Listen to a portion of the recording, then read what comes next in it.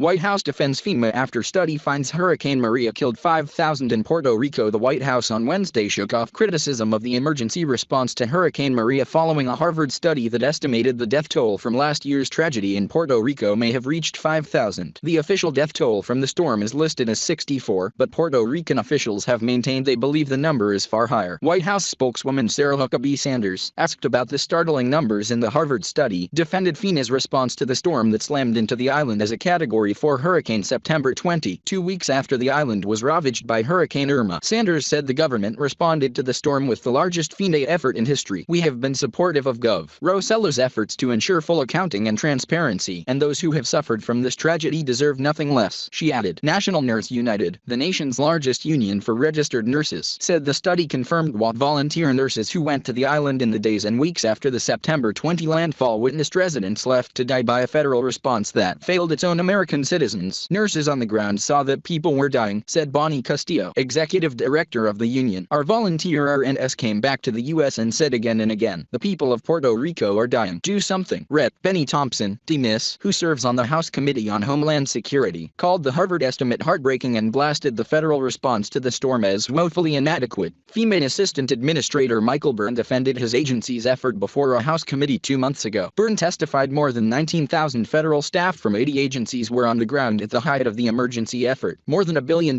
in commodities, such as food, water, tarps, and construction materials were delivered by air, off-road vehicles and on foot, making it the largest and longest commodity delivery mission in FEMA's history, he said. Maria destroyed thousands of buildings and knocked out power to virtually the entire U.S. territory of more than 3 million people. Researchers at the Harvard T.H. Chan School of Public Health released a study this week based on a survey of more than 3,000 households on the battered island. The researchers determined at least 4,645 excess deaths occurred during the storm and in the weeks that followed as the island struggled to provide basic services such as food, water, and medical care. The researchers also said the number was probably conservative and that the total could have exceeded 5,000. By comparison, more than 1,800 people died when Katrina roared across the U.S. Gulf Coast as a Category 5 hurricane in 2005. Christy Delafield, a spokeswoman for the global humanitarian organization Mercy Corps, has spent time in Puerto Rico since Maria. She said her group always believed official numbers seemed low, but Harvard's numbers are worse than we feared. The lack of electricity and basic services meant that people couldn't get the help they needed for a long time after the storm, she said. The elderly, people with health problems and the very young were at particular risk. Carlos Mercader, executive director of the Puerto Rico Federal Affairs Administration, said the Puerto Rico government welcomed the study and would analyze it further. He said officials expected the number would be much higher than previous counts, and a team at George Washington University has been conducting a review of the death total that is due soon. As the world knows, the magnitude of this tragic disaster caused by Hurricane Maria resulted in many fatalities, he said. Both studies will help us better prepare for future natural disasters and prevent lives from being lost.